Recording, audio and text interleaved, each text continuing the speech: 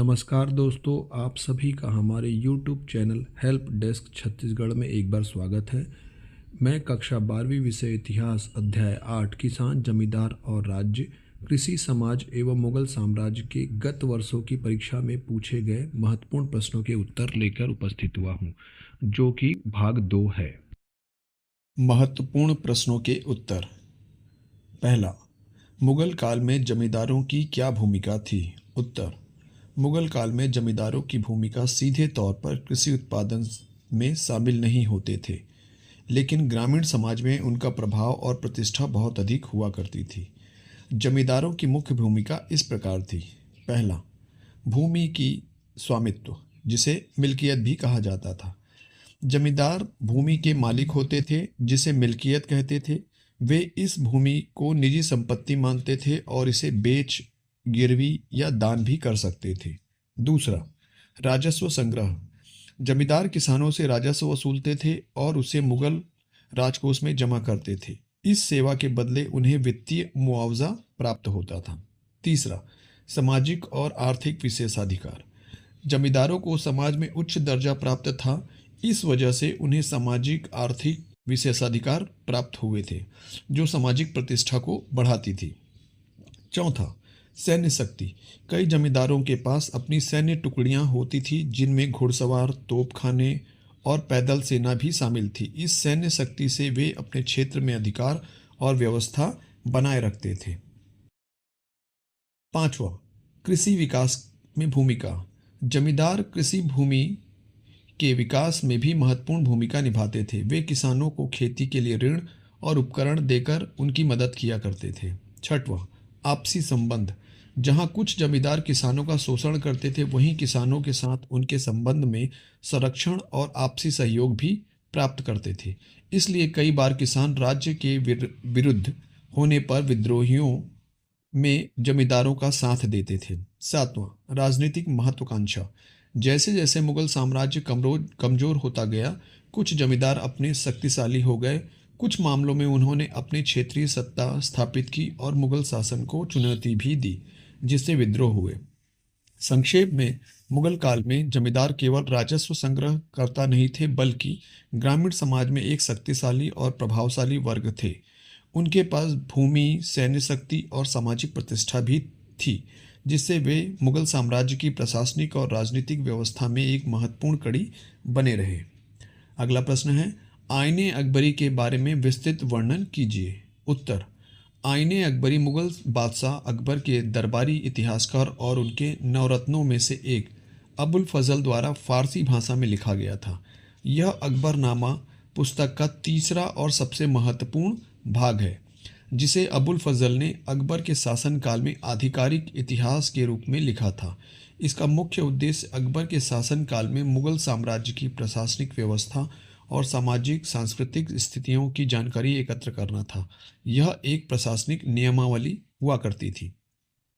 आईने अकबरी के 5 भाग हुआ करते थे। पहला, मंजिल ए आबादी। यह खंड शाही परिवार और उनके रखरखाव से संबंधित था। इसमें शाही टकसाल, राजकोष और कारखानों से जुड़े नियमों और विनियमों का वर्णन हुआ करता था। दूसरा, सिपह आबादी। यह खंड सैन्य, नागरिक प्रशासन और शाही कर्मचारियों से संबंधित था। इनमें मनसबदारों की व्यवस्था और अकबर की सेना में के विस्तृत वर्णन प्राप्त होते हैं।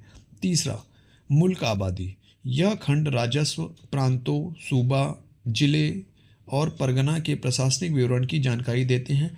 इसमें राजस्व प्रणाली, भूमि वर्गीकरण और फसल की पैदावार की जानकारी के साथ साथ निर्धारित राजस्व, कुल मापी गई जमीन, जमींदारों की जातियां, उनके घुड़सवार, पैदल सिपाही जिसे प्यादा, हाथी जिसे फिल सहित उनकी फौज की जानकारी भी प्राप्त होती है। चौथा खंड, इसमें हिंदू धर्म, दर्शन, विज्ञान, सामाजिक रीति रिवाज और विभिन्न धार्मिक समूहों से जुड़ी प्रथाओं का वर्णन किया गया है। पांचवा खंड, इसमें अकबर के सुवचन, अबुल फजल की जीवनी और कुछ अन्य महत्वपूर्ण घटनाओं का संग्रह किया गया है। इस प्रकार अकबरनामा के एक भाग के रूप में आईने अकबरी का वर्णन किया गया है। अगला प्रश्न है, पंचायत और गांव का मुखिया किस तरह से ग्रामीण समाज का नियमन करते थे? पंचायत और गांव का मुखिया ग्रामीण समाज को संगठित करने और उसके नियमन करने में महत्वपूर्ण भूमिका निभाते थे। मुगल काल में ये संस्थाएं किसानों, जमींदारों और राजस्व के बीच एक महत्वपूर्ण कड़ी के रूप में कार्य किया करती थी। पंचायत और मुखिया द्वारा ग्रामीण समाज का निर्माण इस प्रकार किया जाता था। पंचायत की भूमिका। पहला, संरचना और कार्यप्रणाली। ग्राम पंचायत गांव के महत्वपूर्ण और बुजुर्ग लोगों की एक सभा हुआ करती थी, जिनके पास अपनी संपत्ति के वंशानुगत अधिकार हुआ करते थे। दूसरा, प्रतिनिधित्व। पंचायत में गांव के विभिन्न जातियों और समुदायों का प्रतिनिधित्व होता था। सभी जाति के लोगों को इसमें हिस्सा बनाया जाता था। तीसरा, न्याय और दंड। पंचायत के पास गंभीर मामलों में जुर्माना लगाने और समुदाय से निष्कासित करने जैसे कठोर दंड देने का अधिकार हुआ करता था। चौथा, राजस्व। पंचायत का अपना कोष होता था जिसमें सदस्यों से धन इकट्ठा किया जाता था। पांचवा, सामुदायिक कार्य। पंचायतें ग्रामीण समुदाय के कल्याण के लिए कार्य करती थी, जैसे कि जल संसाधन का निर्माण और रखरखाव, सड़क बनाना और स्कूल भवन जैसे सामान्य संपत्ति का प्रबंधन किया जाता था। मुखिया की भूमिका। पहला, पद और चयन। पंचायत का नेतृत्व एक मुखिया द्वारा किया जाता था, जिसे मुकद्दम या मंडल भी कहा जाता था। इनका चुनाव गांव के बुजुर्गों की सहमति से होता था और इसे जमींदारों द्वारा अनुमोदन प्राप्त किया जाता था। दूसरा, प्रशासनिक कार्य। मुखिया गांव के खातों की तैयारी पर नजर रखता था, जिसमें एक लेखाकार या पटवारी उसकी मदद किया करते थे। तीसरा, राजस्व संग्रह। यह मालगुजारी यानी राजस्व इकट्ठा करने में महत्वपूर्ण भूमिका निभाते थे। चौथा, विवादों का निपटारा। यह गांव के भीतर के झगड़ों और विवादों को सुलझाते थे। कानून और व्यवस्था चौकीदारों की मदद से वे गांव के में शांति बनाए रखते थे। पांचवा, राजस्व अधिकारियों से संवाद। वह गांव की तरफ से सरकारी राजस्व अधिकारियों से बातचीत करते थे। इस प्रकार पंचायत और मुखिया की संगठित व्यवस्था ग्रामीण समाज को नियंत्रित करती थी, सामाजिक स्थिरता बनाए रखती थी और गांव के विकास के लिए कार्य किया करती थी। अगला प्रश्न है, मनसबदारी व्यवस्था पर संक्षिप्त टिप्पणी लिखिए। उत्तर, मनसबदारी व्यवस्था मुगल साम्राज्य में एक महत्वपूर्ण प्रशासनिक और सैन्य प्रणाली थी, जिसे अकबर ने लागू किया था। इस व्यवस्था के तहत अधिकारियों को मनसब, जिसका शाब्दिक अर्थ पद या रैंक होता है, दिए जाते थे, जो उनकी सैन्य और प्रशासनिक जिम्मेदारियों को निर्धारित करता था। मनसबदारी व्यवस्था की प्रमुख विशेषताएं। पहला, मनसब की रैंक। अधिकारियों को उनकी क्षमता और योग्यता के आधार पर मनसब दिए जाते थे, जो 10 से लेकर 10,000 तक के होते थे। मनसब का अर्थ था कि अधिकारी को कितने सैनिकों को बनाए रखना होगा और उनके लिए राजस्व इकट्ठा करना होगा। दूसरा, सैन्य और प्रशासनिक जिम्मेदारी। मनसब प्राप्त अधिकारी, जिन्हें क्षेत्र दिया जाता था, उनसे मनसबदार कहा जाता था, को सैन्य और प्रशासनिक दोनों प्रकार की जिम्मेदारियां निभानी होती थी। वे युद्ध के समय सेना का नेतृत्व करते थे और शांति के समय प्रशासनिक कार्यों में योगदान दिया करते थे। तीसरा, जागीर और नगद वेतन। मनसबदारों को उनकी सेवाओं के बदले जागीर, भूमि राजस्व का अधिकार या नगद वेतन भी दिया जाता था। जागीर से प्राप्त राजस्व से वे अपने सैनिकों का भरण पोषण किया करते थे। अगला प्रश्न है, अकबर के शासनकाल में भूमि का वर्गीकरण किस प्रकार किया गया था? उत्तर, अकबर के शासनकाल में भूमि का वर्गीकरण मुख्य रूप से 4 भागों में किया गया था, जो भूमि की उर्वरता, कृषि उत्पादन पर आधारित थी। इस आधार पर राजस्व निर्धारित किया जाता था, जिसे टोडरमल ने लागू किया था। भू राजस्व व्यवस्था के अंतर्गत अकबर के 9 रत्नों में से टोडरमल जी का नाम भू राजस्व व्यवस्था के अंतर्गत आता है। भूमि के वर्गीकरण के प्रकार। पहला, पोलज। पोलज भूमि वह हुआ करती थी जो हर साल खेती के लिए उपयोग की जाती थी।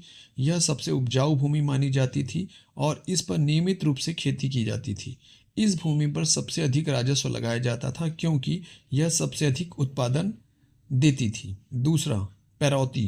पैरौती भूमि वह थी जो कुछ समय के लिए खेती के लिए उपयोग की जाती थी और फिर कुछ समय के लिए खेती रोक दी जाती थी, ताकि वह अपनी खोई हुई उपजाऊ क्षमता वापस प्राप्त कर सके। इस भूमि पर पोलस की तुलना में कम राजस्व प्राप्त होता था, क्योंकि इसकी उत्पादकता थोड़ी कम हुआ करती थी।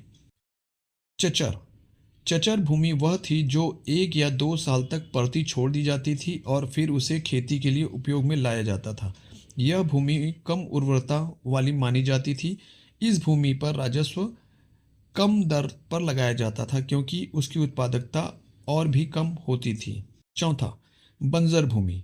बंजर भूमि वह भूमि हुआ करती थी जो कई वर्षों तक पड़ती रहती थी और उस पर खेती नहीं की जाती थी। यह भूमि सबसे कम उपजाऊ वाली मानी जाती थी। इस भूमि पर या तो बहुत कम राजस्व प्राप्त होता था या तो कुछ मामलों में राजस्व से मुक्त रखा जाता था जब तक कि इसे खेती के योग्य नहीं माना जाए।